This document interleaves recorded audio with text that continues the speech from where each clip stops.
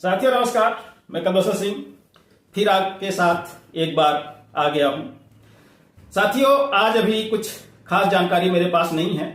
वित्त विभाग से जानकारी आने का इंतजार मैं कर रहा हूं। मेरी 2 आरटीआई का जवाब अभी तक नहीं दिया है उन्होंने। वो आरटीआई आती है, हम आपको तत्काल अपडेट करेंगे। साथियों, आज हम थोड़ा सा एक भ्रम दूर करने आए हैं। यहाँ पे हमारे संविदा संगठन के जो नेता लोग हैं, हम नाम नहीं लेना चाहेंगे, हमारे बारे में संविदा कर्मचारियों में पूरा भ्रम फैला रहे हैं। ये कौन है, कहां से आए हैं। जब इनको मौका मिलता है व्हाट्सएप पे, फेसबुक पे, इंस्टाग्राम पे, टेलीग्राम पे कहीं ना कहीं अपना ये मैसेज चिपका ही देते हैं और लोगों के बीच भ्रम फैलाते हैं कि मैं कौन हूं, मैं कहां से आया हूं। फिर कुछ दिनों बाद मैसेज आते हैं कि मैं इनके बारे में यानी मेरे बारे में पूरी हिस्ट्री वो रखे हैं, उनको सब पता है। लेकिन मैं बता दूं, मेरे बारे में हिस्ट्री कलेक्ट करना इतना आसान नहीं है।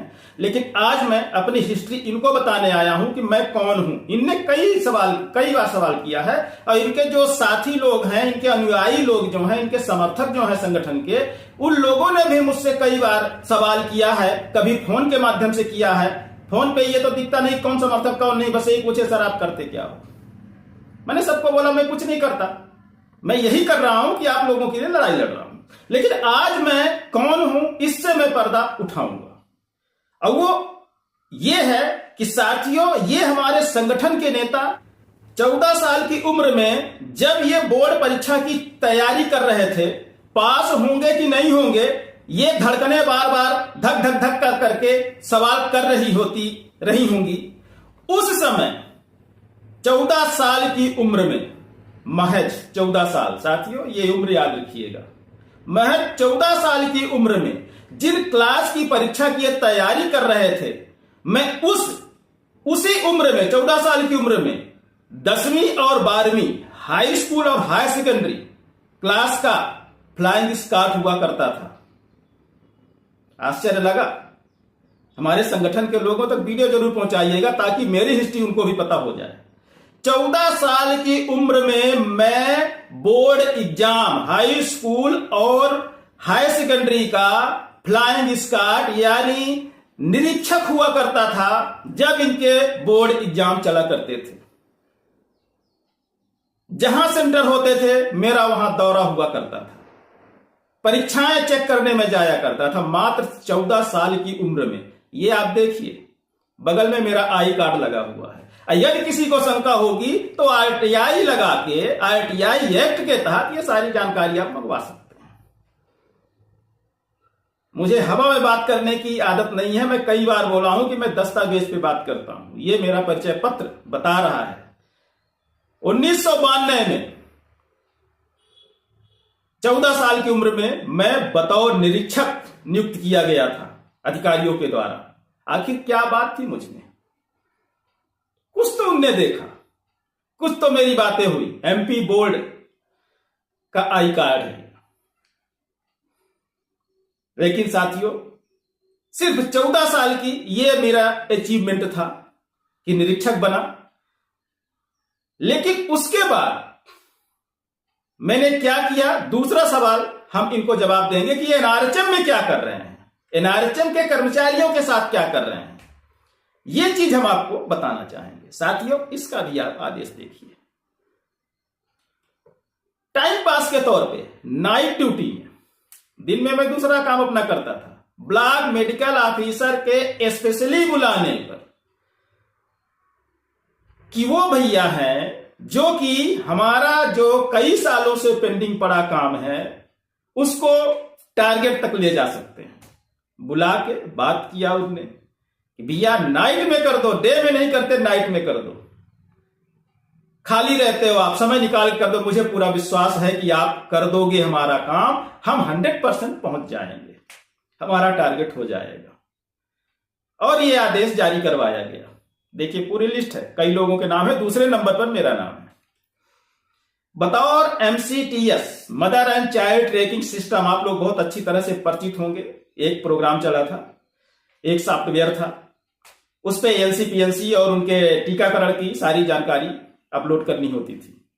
उसमें कलेक्टर रेट पे मैं आया और टारगेट करके ब्लॉक मेडिकल ऑफिसर को मैं दिया 2012 में।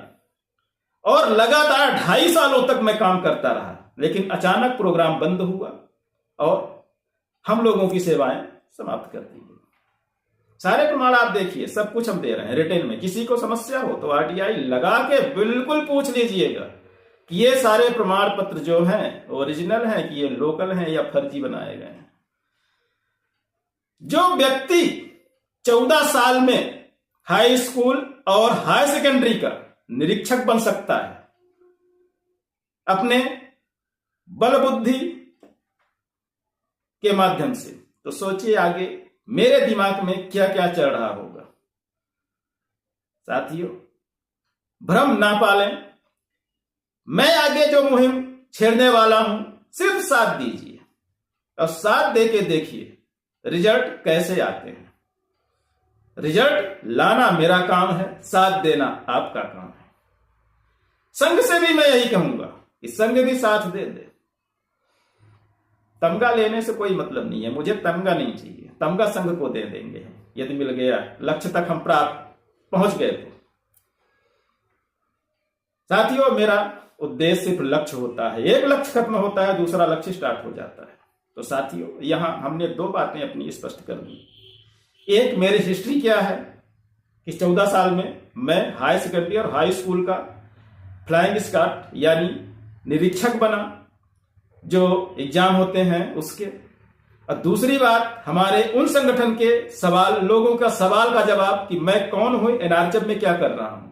तो साथियों, मैं भी यदि कहा जाए तो आउटसोर्स का एक निष्कासित व्यक्ति हूं, लेकिन मुझे नौकरी का शौक नहीं था, ना है। नौकरियां तो बहुत कर लेते हैं, नौकरी में आप लोग तो लड़ रहे हैं, देख रहे हैं नौकरी के हालात क्या है। नौकरी का शौक कभी नहीं रहा, काम करने का शौक रहा। एक बार फिर काम करने का शौक जागा है, लेकिन समूह इस बार बड़ा है। पहले मैं अपने लिए काम करता था, लेकिन इस समूह के लिए काम करने की कोशिश कर रहा हूं। यदि आप साथ दे देंगे तो आपका टारगेट आपको मिल जाएगा। लेकिन इसके बाद मेरा एक परिचय और है, यह तो थोड़ा सा था। जो भविष्य का परिचय है वो मैं आपको बाद में बताऊंगा। आप मेरे साथ जुड़िए, आइए चैनल को सब्सक्राइब करिए, लाइक करिए, शेयर करिए और फिर देखिए मैं आपको क्या शेयर करके देता हूं। समय भले लग जाए, लेकिन वो चीज दूंगा आपको लाके जिससे आप कहेंगे कि हां, किसी का साथ पकड़ा था, उसने हमें अपने लक्ष्य तक पहुंचा दिया। साथियों, इन्हीं शब्दों के साथ मैं अपना दूसरा परिचय अगले वीडियो में दूंगा। तब तक के लिए लेता हूं विदा। साथ बने रहिए, जुड़े रहिए, किसी के भ्रम में मत आइए। सत्य परेशान होता है, पराजित नहीं। मैं सत्य के लिए लड़ता हूं पूरे ईमानदारी के साथ। साथियों, नमस्कार।